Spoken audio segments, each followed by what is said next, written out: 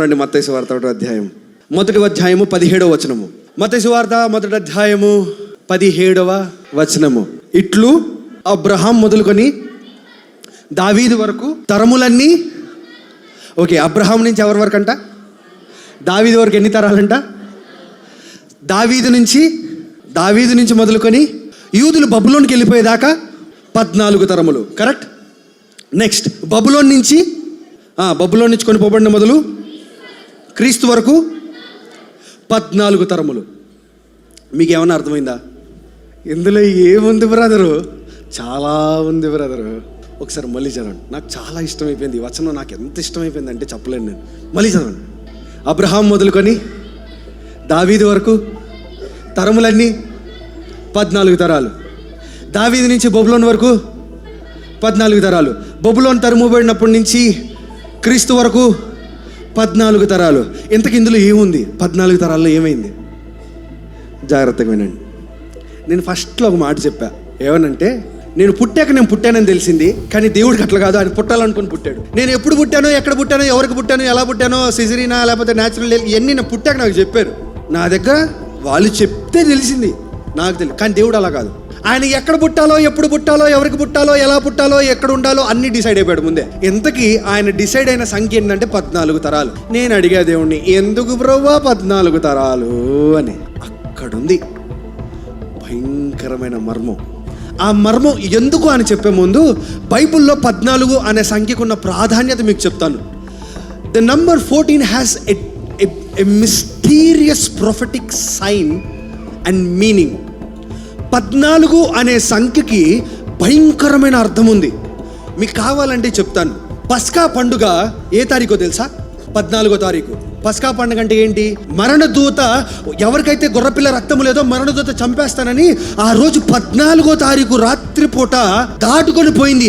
అది ఏ తారీఖు? 14వ తారీఖు. వీళ్ళు మిగిలిన యూదులు లేకపోతే మిగిలిన ఇశ్రాయేలీలు ఆ రోజు పండగ చేసుకున్నారు, మేము బతికిపోయాము అని. ఏ తారీఖు? గుర్తుపెట్టుకోండి. ఎస్తేరు షూషను కోటలో, నేను రిఫరెన్స్ డైరెక్ట్ స్కిప్ చేసేస్తున్నా. రిఫరెన్స్ చూపించమంటారా చెప్పమంటారా? టైం లేదు కాబట్టి నేను చెప్పేద్దామని డిసైడ్ అయిపోయా. ఎస్తేరు షూషను కోటలో హామాను అనే తన విరోధిని చంపడానికి హామాన్ని వాళ్ళ కొడుకులు 10 మందిని 500 మందిని షూషను కోటలో చంపేశారు. ఇప్పటికీ వాళ్ళు పూరీము పండగ యూదులు ఇప్పటికీ జరుపుకుంటారు. ఆ రోజు కాస్ట్యూమ్స్ అన్నీ వేసుకొని ఎస్తేరు కథ గురించి మాట్లాడుకుంటూ ఉంటారు. ఇప్పటికీ యూదులు ఆ పండగ చేసుకుంటారు. అది ఏ తారీఖో తెలుసా? ఆన్సర్ 14. ఏ తారీఖు? 14. మరణము దాటిపోయింది ఏ తారీఖు? వీళ్ళు మరణముని గెలిచింది ఏ తారీఖు? వీళ్ళు ఎప్పుడైతే మరణదూత దాటిపోయిందో వీళ్ళ జీవితంలో ఆ రోజు రాత్రి పస్కా పండుగ రోజు ఒక న్యూ చాప్టర్ స్టార్ట్ అయింది. ఏంటి ఆ న్యూ చాప్టర్ తెలుసా? అప్పుడు దాకా ఫరో కఠినపరుస్తా ఉన్న దేవుడు ఇక కఠినపరచలా, వెళ్ళండి అన్నాడు. The exodus started on the day 14th. The victory to Esther started on day 14th. అంతేకాదు, పౌలు కూడా చచ్చిపోతాను అనుకున్నాడు. ఎక్కడ? రోమా అధికారులు పౌలుని ఖైదీ దగ్గర తీసుకెళ్తా ఉంటే వాళ్ళకి భయంకరమైన తుఫాన్ వచ్చి ఇంకా చచ్చిపోతావు రా అనుకుని పౌలు కూడా నేను చచ్చిపోతానంటే దూత ప్రత్యక్షమే, ఏంది పౌలు చచ్చిపోతావు అనుకుంటున్నావు? నువ్వు సావవు, నువ్వు రోమా సామ్రాజ్యంలో ఉన్న కైసరు ముందు నువ్వు నుంచుంటావు అని అంటే, సరే నేను బతుకుంటా అని మిగిలిన ఖైదీలను కూడా ధైర్యపరిచాడు పౌలు. ఇంతకు ఎన్ని రోజులు శ్రమ పడ్డాడు? 14వ తారీఖు దాటాక మరి ఏమైంది? వాళ్ళకంటే ఫరో పంపించేశాడు. ఎస్తేరు గెలిచేసి రాజ్యంలో మంచి స్థానం సంపాదించుకున్నారు.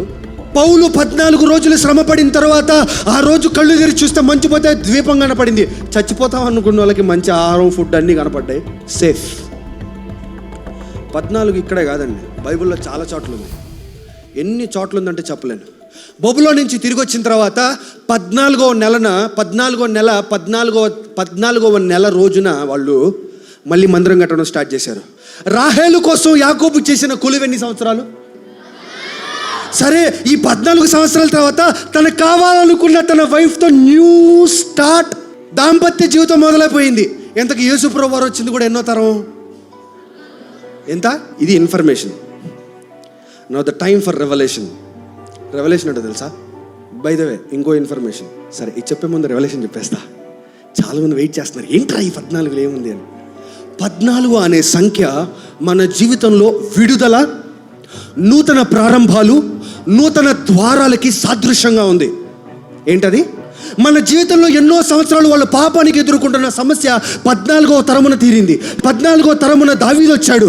వీళ్ళు రాజు లేకుండా ఇబ్బంది పడతా ఉంటే దావీదు రాజుగా వచ్చాడు. యేసుప్రభు వారు 14వ తరమున పుట్టాడు. పౌలు ఏడుస్తూ ఉంటే 14వ తరమున ఒక నూతన ద్వారముగా, నూతన అవకాశముగా, మళ్ళీ బ్రతకడానికి ఒక ఛాన్స్ లాగా ఎదురు ద్వీపంగా పడింది. 14వ తారీఖున చచ్చిపోతాం అనుకున్న ఎస్తేరు యూదులందరికీ ఎస్తేరు రూపం ద్వారా ఒక రక్షకుడు పుట్టాడు. ఆ రక్షకుడు ఎస్తేరు ద్వారా యూదులను రక్షించి ఒక న్యూ చాప్టర్ బిగిన్ అయింది. ఇప్పుడు మీ అందరికి ఒక ప్రశ్న, లేదా మీరు నన్ను అడుగుతారు, బ్రదర్ ఈ 14 అనేది మత్తయి సువార్తలు ప్రతి సంవత్సరం ఉంది కదా, ఈ పాయింట్ ఈ సంవత్సరం ఎందుకు చెప్తున్నారు? ఎవరికైనా డౌట్ వచ్చిందా? నేను అడిగా దేవుణ్ణి, నీ ఏం చెప్పమంటావు ఇది అడిగితే? మత్తయి సువార్తలు ఈ వచనం 14 తరాలు ప్రతి సంవత్సరం ఉంది కదా. ఇప్పుడు నేను వచ్చి ఎదుగో 14వ సంవత్సరమున 14వ తరమున యేసుప్రభు వారు పుట్టారు. యేసుప్రభు వారు పుట్టడం ద్వారా ఈ రోజు నేను అనౌన్స్ చేస్తున్న new season, new opportunities, new doors, new beginnings, the salvation. ఎంతమంది బంధకాలు ఉన్నారో నాకు తెలియదు. I'm telling you, this is the season. 2023 December 24th నుంచి 2024 December 24th వరకు I'm telling you, there will be new doors that will open. I prophesy in the name of Jesus. ఒక అభిషిక్తుడిగా దేవుడు నా ఇచ్చిన అధికారమును బట్టి, దేవుడు నా మీద ఉంచిన అభిషేకమును బట్టి మీ జీవితంలో ఎంతమంది అయితే ద్వారాలు మూయబడ్డాయని, అవకాశాలు లేవని, మమ్మల్ని ఎవరు చిన్న చూపు చూస్తున్నారని, మా జీవితంలో నశించిపోతున్నామని, మా జీవితంలో రక్షకులు లేరని, మమ్మల్ని ఈ పరిస్థితుల నుంచి బయట పడేస్తాడని, ఎంతకాలం ఇదే సమస్యలో బ్రతకాలని, ఎంతకాలం చచ్చిపోతున్నామో, I announce a new season. The deliverance is born. నూతన ద్వారం, నూతన అవకాశం, నీ రక్షణ, నీ విడుదల ఈ సంవత్సరం. నువ్వు నమ్మితే, if you believe it, you will receive it. But ఈ సంవత్సరం ఎందుకు చెప్తున్నాను నేను? ప్రతి సంవత్సరం చెప్పచ్చు కదా, ఇదే పాయింట్ ఏ ఇయర్ అయినా చెప్పచ్చు కదా, లాస్ట్ ఇయర్ చెప్పచ్చు కదా, నెక్స్ట్ ఇయర్ చెప్పచ్చు కదా. బ్రదర్ ఏ ధైర్యంతో చెప్తున్నారు ఈ ఇయర్ అని?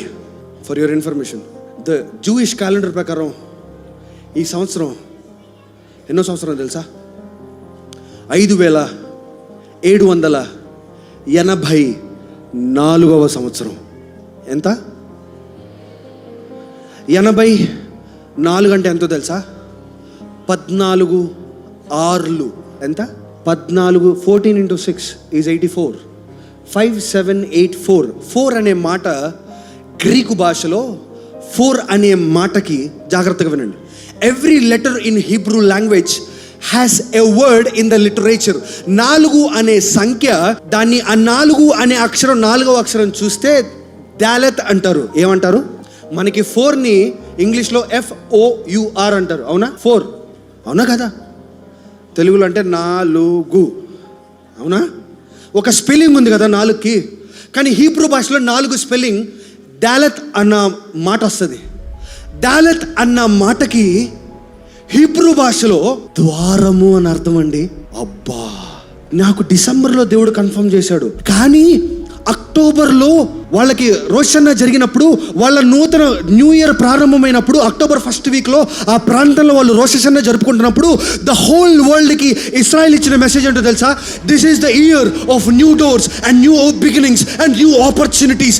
దాన్ని క్రిస్మస్లో దేవుడు 14 ద్వారా కన్ఫర్మ్ చేస్తూ ఉన్నాడు. నేను మరలా చెప్తున్నా, ఒక ప్రవక్తగా, దేవుడు పంపిన సేవకుడుగా, నా మీద ఉన్న అభిషేకాన్ని బట్టి, అధికారాన్ని బట్టి, మీ జీవితంలో ఎంతమంది అయితే ఎన్ని కష్టాల్లో గుండా వెళ్తా ఉన్నారో, ద్వారాలు లేవు, స్థలాలు అమ్ముడుపోవట్లేదు, బ్యాంక్ కేసులు దాటిపోయినాయి, మమ్మల్ని విడిపించే వాళ్ళు లేరు, వేరే వాళ్ళు దౌర్జన్యం చేస్తున్నారు, మేనేజర్లు మా మీద పడుతున్నాడు, వ్యాపారంలో లాభాలు లేవు, ఎటు వెళ్ళాలి అర్థం కావట్లేదు. There is all the doors close by the power of the Holy Spirit in the name of Jesus. I break down every closed door in the name of Jesus, and I declare a new door opening for you in the name of Jesus Christ of Nazareth. పాతాళం విన్న చప్పట్లు పడుతుందండి ఈ మాటకి.